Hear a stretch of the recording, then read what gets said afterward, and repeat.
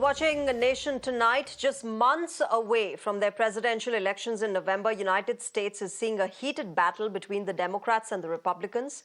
From illegal immigration and the Israel-Hamas war to Donald Trump's court cases and Joe Biden's danger to democracy crusade, the campaigns have been direct and fiery. On the show tonight, we talk about two of the several issues that are dominating the American elections this year. Number one is the seemingly deteriorating health of President Biden. Videos keep surfacing on social media now and then where the president's alleged faux pas come to the fore. The latest to talk about Joe Biden's age are actor George Clooney, remember, who has been fundraising for the Democrats, and Biden's colleague Nancy Pelosi. Both have hinted towards the president taking a final decision on whether he wants to continue in this race. The issue has reached the White House as well, where spokesperson Jean-Claude Pierre has rubbished the videos as AI generated. But netizens seem to disagree. The number two concern is what happened in the House yesterday. The US House passed what is called the SAVE Act, or the Safeguard American Voter Eligibility Act. This bill requires proof of citizenship to be shown by voters during the election, something that was not being done earlier, essentially allegedly allowing even non-American citizens to vote in the federal polls. 198 Democrats voted against the bill as opposed to 216 Republicans, with Joe Biden saying that he will veto the SAVE Act. This comes amid allegations against Biden and the Democrats that they've been allowing thousands of illegals into the country, something that President Biden has denied. So which way is the pendulum shifting as far as this battle for White House is concerned? Let's talk about it on the show. I'm joined by Vibhuti Jha, former Republican candidate for New York Assembly. I'm also joined by Saurabh Shukla, editor-in-chief, newsmobile.in, and Spencer Critchley, former communications advisor to Obama's presidential campaigns, joins us. Let me start with you first, Spencer. There have been very many concerns, a lot of talk about President Joe Biden's age. And there are videos to actually substantiate those rumors, those talks, those discussions. And now, of course, we have George Clooney as well as Nancy Pelosi hinting that he should, in fact, rethink about whether he wants to continue in the race to the White House. Would he be doing that at all? Should he be doing that at all now?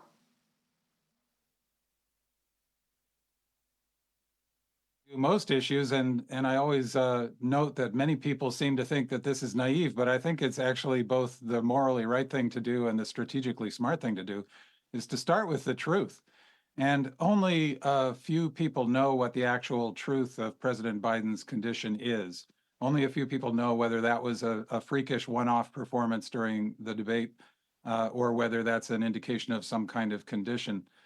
And if the truth is that he's perfectly fit to continue, then I think he should continue as he swears he's going to do, and everybody should unite behind him. But if the truth is something otherwise, then I think that's the truth that needs to be faced. I will say, to set context in case it needs saying, that Joe Biden on his worst day is orders of magnitude better than Donald Trump on his best day. Joe Biden is not an existential threat to American democracy. Let me take this across to Vibhuti Jha. Vibhuti Jha, when Joe Biden himself is saying that he is fit for the job, what's the problem? Many say that this is just a Republican narrative that is being made, that is being circulated ahead of the polls. Thank you for having me here. As Mr. Spencer said just now, truth must prevail. And if Biden says, as you said, if Biden says he's okay, then he's okay. But it is not. The visuals are right in front of us. And I'm not saying this because I was once upon a time a Republican candidate last election cycle. I'm more of an independent. I have been an independent. So the question here is the suitability, age. The debate clearly showed that age mattered. For Trump, it didn't. For Biden, it did. Because what is important here is to remember, how is he conducting himself? And that conduct, which is he's coming out with, the statements, the blurring, and one-off speech, State of the Union, it doesn't inspire confidence. This country is a very young country. America is a very young country. And it's a tragic scenario that two people who are clearly over 75 are running fighting to contest the country. So in case of Mr. Biden, it's more than obvious that he has fumbled. To use the NFL language, he has fumbled, and his call has been intercepted by somebody because he looks unfit to run. And the fact that he has a nuclear trigger with him, it's very dangerous. That video, particularly, that this White House spokesperson said was AI doctored, was so ridiculous that at the moment, the way the politics is going on, America is looking like as if the truth is the biggest victim of that. Spencer, can I ask you, whatever you say about Donald Trump, the fact of the matter is that there were no wars. You have two wars going on under the Biden administration as the Biden administration reigns America. And that is something that is, talked about, that is taken into consideration when you compare Trump's administration versus the Biden administration. You can make him out to be a villain. And I'm no sympathizer for either Trump or Biden, but the fact of the matter is that there was no war. Well, absolutely, Shreya. I'm really worried talking to a lot of Saurabh, I'll come to you. voters This was here for Spencer. Is this for me? Okay, go on. Saurabh, I'll come to you. This was for Spencer, yeah. Oh, yes. Well, the Republicans like to make that claim that there were no wars under President Trump. I'm not sure where they get that claim from. The United States was still involved in Afghanistan, for example, and Donald Trump negotiated what his own, I believe it was his own chairman of the Joint Chiefs, if I'm remembering the title correctly, described as a surrender agreement with the Taliban. And the claim that there were no wars is, I think, both untrue and irrelevant. The performance of the Biden administration overall is one of the strongest arguments for Biden staying in. And I recognize that people who have doubts about that are not crazy. The debate performance was disturbing. But the performance of the Biden administration is actually one of the greatest successes by many measures within the last half century. And the Trump administration has to resort, as usual, to fictional arguments to try to counter that. Saurabh, do you want to weigh in on that? The Trump versus Biden administration, who's performed better? What were the concerns that time? What are the concerns now? There are, of course, the looming issue of illegal immigration has taken center stage, and I'll come to the SAVE Act later. But how do you really weigh both the administrations, Trump as well as Biden? And is this You're for asking me, Shreya? This is for Saurabh. This is for Saurabh Shukla. Saurabh, please go ahead. Yeah.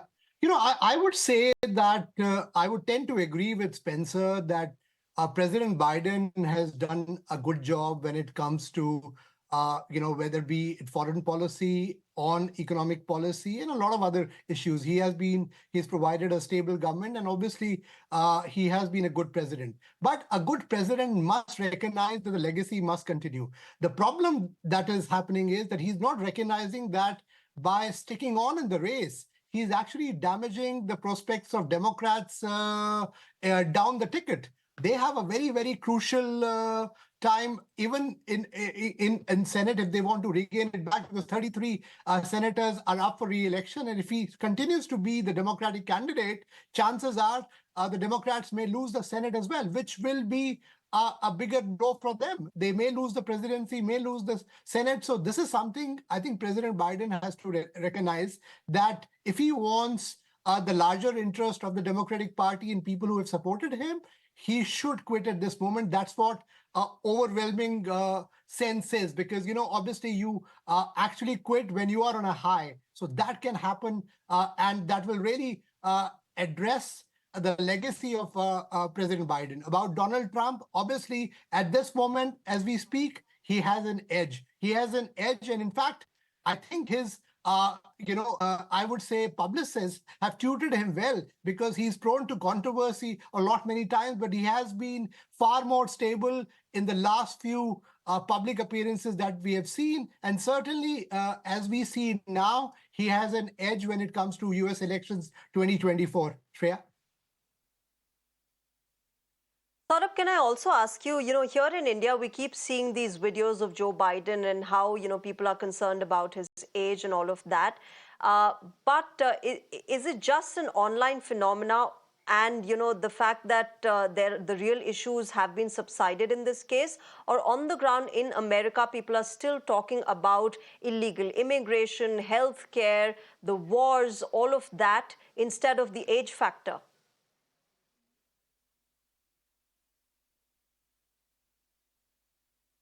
Again, is it for me? Sorry. Yes. Yes, Saurabh, this is for you.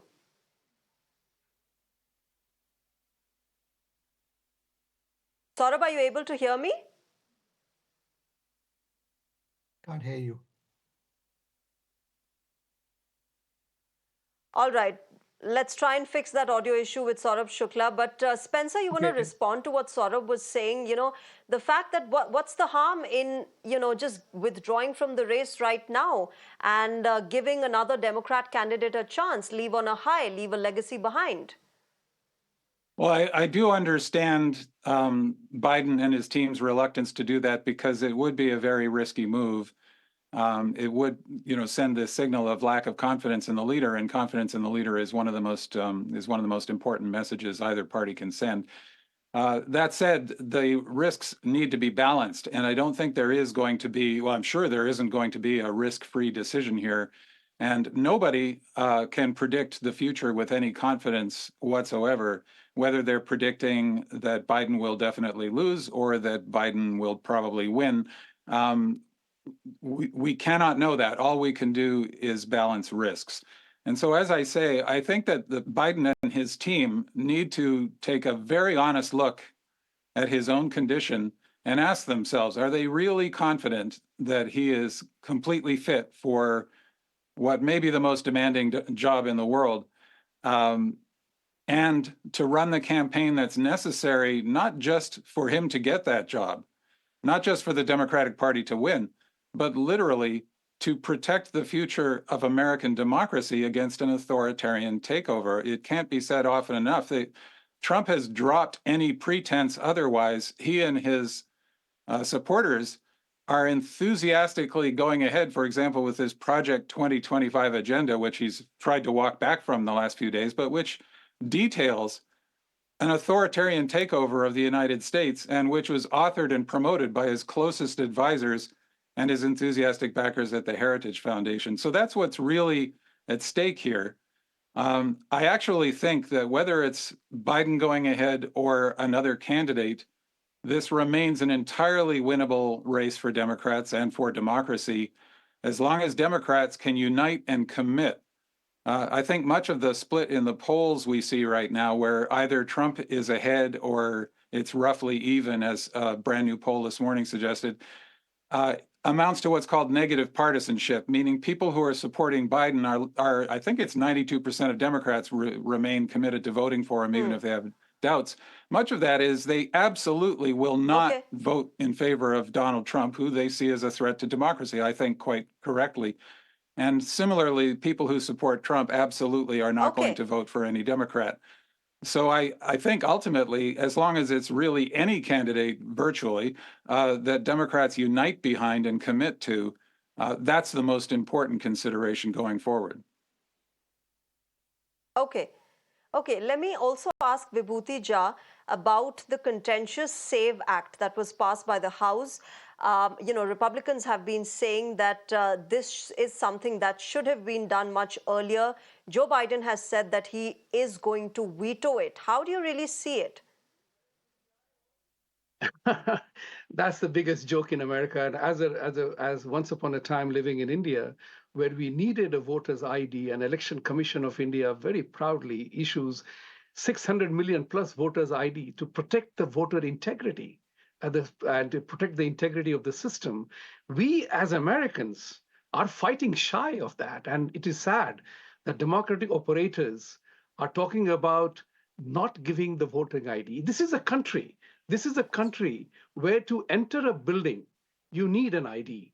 To buy a Benadryl or a NyQuil in a stop and shop, your ID is verified. Although I also jokingly mentioned at that time when the staff comes to check or to clear the purchase that, yeah, I'm 17, I'm only 16 years of age.